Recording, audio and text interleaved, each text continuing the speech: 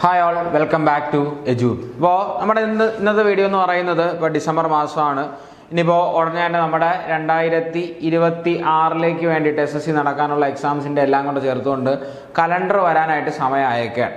അപ്പോൾ ആ കലണ്ടർ വന്നു കഴിഞ്ഞാൽ നമ്മൾ ഈ കാത്തിരിക്കുന്ന എക്സാംസൊക്കെ ഏതൊരു മാസങ്ങളിലൊക്കെ ആയിരിക്കും വരാനായിട്ട് ചാൻസ് ഉള്ളത് എന്നുള്ള കാര്യങ്ങളെ പറ്റിയൊക്കെ ഒന്ന് ബ്രീഫായിട്ട് നോക്കാം എന്നുള്ളൊരു കാര്യത്തിനെ പറ്റിയാണ് ഈ ഒരു വീഡിയോ. ഓക്കെ, ഇപ്പോൾ പറയുന്ന ഡേറ്റ്സ് എല്ലാം അതുപോലെ തന്നെ വരണമെന്നില്ല. കാരണം കഴിഞ്ഞ നമ്മുടെ SSCയുടെ എക്സാംസും എല്ലാം കുറച്ചൊന്ന് ഡിലേ ആയി. പലർക്കും അറിയാം, സെലക്ഷൻ പോസ്റ്റ് എന്ന് പറഞ്ഞ എക്സാം കഴിഞ്ഞ സമയത്ത് അവിടെ ഉണ്ടായ കുറച്ച് ഇഷ്യൂസ് കാരണം ഈ പറഞ്ഞ CGL എക്സാം ഒക്കെ നമുക്ക് ഒരു മാസം ഒരു ഡിലേ ആയിട്ടാണ് നടന്നത്. അപ്പോൾ കഴിഞ്ഞ അവിടെ ആദ്യം വന്ന കലണ്ടർ പിന്നെ ഒരു റിവേഴ്സ്ഡ് കലണ്ടർ വന്നു. ആ റിവേഴ്സ്ഡ് കലണ്ടറാണ് ഞാൻ ഇവിടെ എടുത്തിട്ടുള്ളത്. കഴിഞ്ഞ തവണത്തെ കലണ്ടറാണ് ഞാൻ എടുത്തിട്ടുള്ളത്. ഇത് വെച്ചിട്ട് നമുക്ക് ഇത്തവണ ഇനി വരാനിരിക്കുന്ന കലണ്ടറിൽ എപ്പോഴത്തേക്ക് നമുക്ക് പരീക്ഷ ഉണ്ടാവാം എന്നുള്ളൊരു കാര്യം നോക്കാം. അപ്പോൾ അത് നോക്കിക്കഴിഞ്ഞാൽ നമ്മൾ ആദ്യത്തെ 4 എക്സാം ഡിപ്പാർട്ട്മെന്റൽ എക്സാമാണ്, അത് നോക്കേണ്ട ആവശ്യമില്ല. ഇവിടെ 4ാമത്തെ എക്സാം നോക്കിക്കഴിഞ്ഞാൽ, ഓക്കെ, 4th എക്സാം നോക്കിക്കഴിഞ്ഞാൽ നമുക്ക് ഇതുതൊട്ടാണ് നമ്മൾ എഴുതാൻ പോകുന്നത്. Selection post examination phase 13-2025. ഇപ്പോൾ ഫേസ് 13 ആണ് ഈ വർഷം നടന്നത്. ഫേസ് 14 ആയിരിക്കും അടുത്ത വർഷം നടക്കാനായിട്ട് പോവുക. അപ്പോൾ ഈ ഫേസ് 13ന്റെ അവർ നോട്ടിഫിക്കേഷൻ അഡ്വർടൈസ്മെന്റ് പറഞ്ഞിരുന്നത് എപ്പോഴാണ്? 2/6-നാണ്. ഓക്കെ, അപ്പോൾ ജൂൺ മാസമാണ് എന്ത് വരും എന്ന് പറഞ്ഞിട്ടുണ്ടായിരുന്നു. അതിന് നോട്ടിഫിക്കേഷൻ ഔട്ട് ആവും എന്ന് പറഞ്ഞിട്ടുണ്ട്. അതുപോലെ തന്നെ 23-ാം തീയതി നോട്ടിഫിക്കേഷൻ എൻഡ് ആവും. ജൂലൈ ഓഗസ്റ്റ് മാസത്തിൽ എന്ത് ചെയ്യും?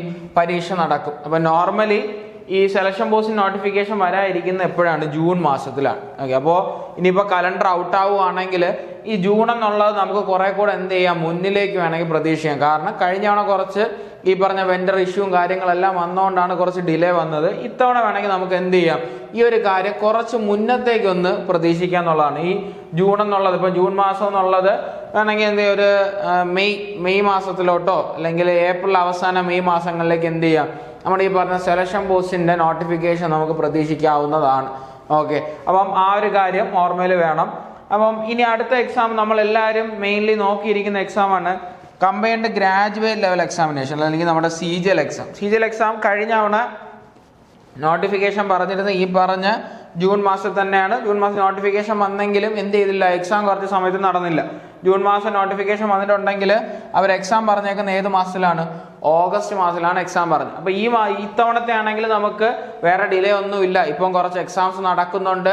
ഡൽഹി പോലീസ്, അതുപോലെ തന്നെ SSC CPO, അതുപോലെ തന്നെ ഏതാണ് ഈ പറഞ്ഞ GD, SSC GD, ഇത്ര എക്സാം കഴിഞ്ഞ തവണ വിളിച്ചത് വെച്ചിട്ട് നടക്കാനുണ്ട്.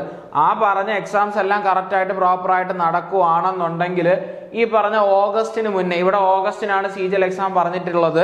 അടുത്ത എന്ന് വെച്ചാൽ 2025 ഓഗസ്റ്റിൽ നടക്കും എന്ന് പറഞ്ഞു. ഓഗസ്റ്റിലും കുറച്ച് ഡിലേ ആയിട്ടാണ് നടന്നതെങ്കിലും ഇനി നമുക്ക് അടുത്ത വർഷം പ്രതീക്ഷിക്കുക എന്നുള്ളത് ഓഗസ്റ്റ് എന്ന് പറഞ്ഞാൽ കുറച്ചുകൂടെ മുന്നേ നമുക്ക് എന്ത് ചെയ്യാം, ഈ ഒരു എക്സാം പ്രതീക്ഷിക്കാം. നിങ്ങൾ കുറച്ചുകൂടെ മുന്നേ ഒന്ന് പ്രതീക്ഷിക്കുക. കാരണം ജൂലൈ മാസം, ജൂണിൽ നമുക്ക് എന്ത് ചെയ്യാം, ജൂൺ ജൂലൈ മാസങ്ങളായിട്ട് നമുക്ക് ഏത് പ്രതീക്ഷിക്കാം?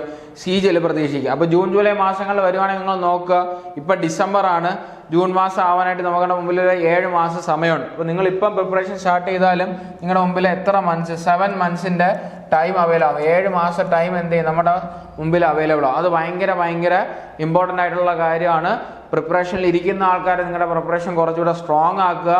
അതോടൊപ്പം തന്നെ പ്രിപ്പറേഷൻ സ്റ്റാർട്ട് ചെയ്യുന്ന ആൾക്കാർ പ്രോപ്പർ ടൈമാണ് ഇപ്പോൾ സ്റ്റാർട്ട് ചെയ്യാനായിട്ട്. അതുകൊണ്ട് പ്രോപ്പറായിട്ട് ഇപ്പോൾ തന്നെ സ്റ്റാർട്ട് ചെയ്യുക. അപ്പോൾ CGLന്റെ ഡേറ്റ് പറയുന്നുണ്ട്, മെയിനായിട്ട് എത്രയാണ്? 13 ഓഗസ്റ്റ്. അതുപോലെ തന്നെ CHSലും SSC CPM എല്ലാം ഈ പറഞ്ഞ ഡേറ്റ്സിലായിരിക്കും നമുക്ക് എന്ത് ചെയ്യുക, എക്സാംസ് വരാനായിട്ട് വന്നു പറഞ്ഞാൽ ഈ ഒരു മന്തിലേക്കായിരിക്കും നോട്ടിഫിക്കേഷൻ. അപ്പോൾ ഇവിടെ നോട്ടിഫിക്കേഷൻ സ്റ്റാർട്ടായിരുന്ന ജൂണിലാണ് പറഞ്ഞിട്ടുള്ളത്.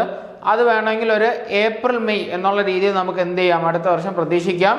ഈ പറഞ്ഞ പ്രശ്നങ്ങൾ എന്ന് പറഞ്ഞാൽ ഇപ്പം നടന്നുകൊണ്ടിരിക്കുന്ന എക്സാംസിലൊന്നും വേറെ പ്രശ്നങ്ങളൊന്നും ഇല്ലാന്നുണ്ടെങ്കിൽ കുറച്ചുകൂടെ മുന്നേ എന്ത് ചെയ്യാം, നോട്ടിഫിക്കേഷൻ സ്റ്റാർട്ട് ആവാം.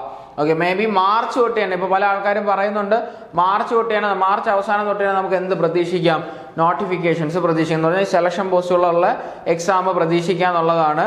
അപ്പോൾ നിങ്ങളുടെ പ്രോപ്പറായിട്ടുള്ള പ്രിപ്പറേഷൻ, ഇപ്പം എല്ലാ ആൾക്കാരും SSCയിലോട്ട് കടന്നു വരുന്നത് CGLനെ വെച്ചിട്ടാണ്. ഇപ്പോൾ CGL ആണ് നോക്കുന്നതെന്നുണ്ടെങ്കിൽ എന്തായിരിക്കും, 7 മാസം സമയം കുറഞ്ഞ എന്ത് നമ്മുടെ മുമ്പിൽ അവൈലബിൾ ആവും. ആ ഒരു കാര്യം ഓർമ്മ വേണം.